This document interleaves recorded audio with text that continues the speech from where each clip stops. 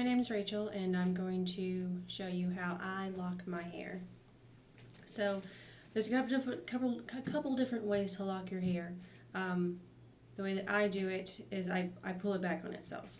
So the reason that African Americans, they're told just to twist their hair, and you're told to take a section of it and just twist it and twist it and twist it, because their hair is really tight coils. So when you take two springs and you twist them together, they're going to stay connected because they're so curly. If you have straighter hair, I mean, I'm Irish and I have a little bit of curly hair, and I have this wave in it, then it's going to hold a little bit better, but it's still straighter. It's still not going to, especially at the roots. If I just twist it at the roots, it's not going to stay, because if you take two pieces of string that are straight and you wrap them together, they're just going to come apart when you twist them. So, in order to prep for locking your hair, you want to, my suggestions are that you don't condition a week before. So just wash it, just shampoo it, and don't condition it for at least 2 or 3 shampoos before. So if you happen to wash your hair every day, then don't condition it every day. So at least a week and a half of not conditioning it, but shampooing it. So you want it to be very clean. The cleaner your hair is, the easier it's going to lock. And I have not been conditioning my hair for a while, and I've already had my hair locked.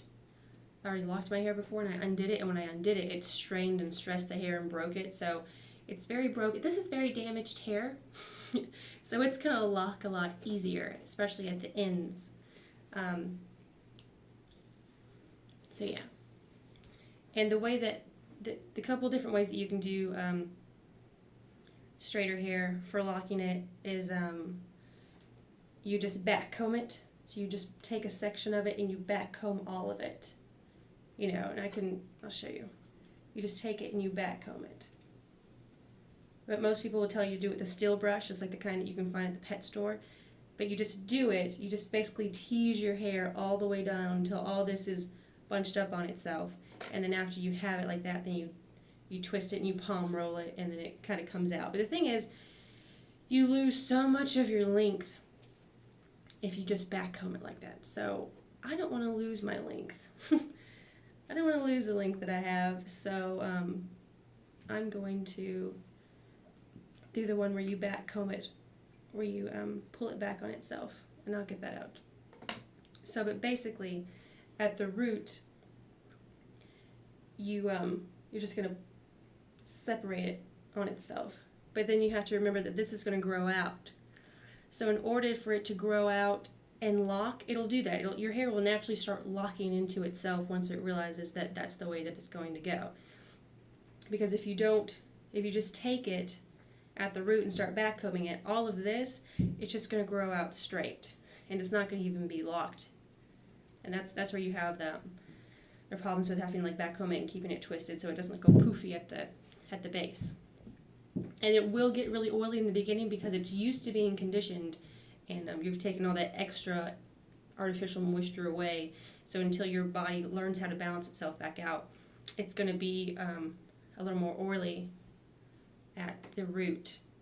It's not really because you're not going to wash it, because you're only going to wash it maybe once a week, maybe once every 2 weeks, just depending on your hair and how oily your hair gets. So in order for this to stay locked when it starts to grow out, there's a couple of things you can do. You can braid it.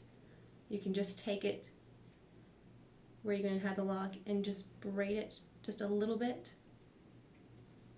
to get it to start, and then back comb it to kind of lock it so the braid will hold itself. See how it's kind of holding, and then you start to pull it back on itself. So there, it's already started to do it a little bit. So then when this part grows out, instead of growing straight out, it's already locked, it's already weaved in on itself. So when it starts growing, it'll start to grow into that weave and it'll lock itself. But then you can get it to where you see how, like, if I push in on it, this part pushes out, and that'll happen because some pieces don't grow at the same rate. You know, some are going to be stuck and can't move through this piece of hair and this piece can, so you're going to get these bumps and these humps. And then what you do with that is you have your crochet needle, and that's later when you're going through your maintenance and you go in and you just pull the hump into the lock. So that's your maintenance, and you'll have to do that mostly for the life of the dread until it gets used to holding in on itself. So in order to make this more stable and locked at the base,